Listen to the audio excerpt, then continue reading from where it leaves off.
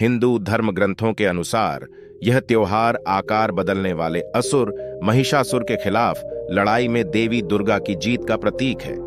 सरावे इस प्रकार यह त्योहार बुराई पर अच्छाई की जीत का प्रतीक है। हालांकि यह भी है कुछ हद तक यह एक फसल उत्सव है जो देवी को पूरे जीवन और सृजन के पीछे मातृशक्ति के रूप में मनाता है।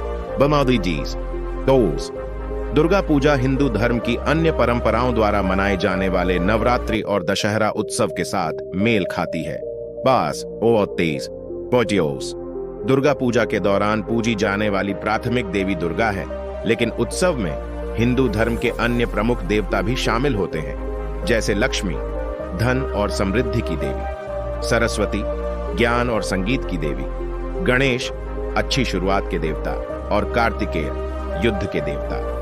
बंगाली परंपराओं में इन देवताओं को दुर्गा की संतान माना जाता है और माना जाता है कि दुर्गा पूजा अपने प्यारे बच्चों के साथ अपने पैतृक घर में दुर्गा की यात्रा का जश्न मनाने के लिए मनाई जाती है। यह त्योहार महालया से पहले मनाया जाता है, जिसे मां दुर्गा की अपने जन्मस्थान की यात्रा की शुरुआत का प्रतीक माना जाता है। प्राथमिक उत्सव छठे दिन षष्ठी से शुरू होता है, जिस दिन देवी का अनुष्ठानों के साथ स्वागत किया जाता है। यह त्योहार 10वें दिन विजयादशमी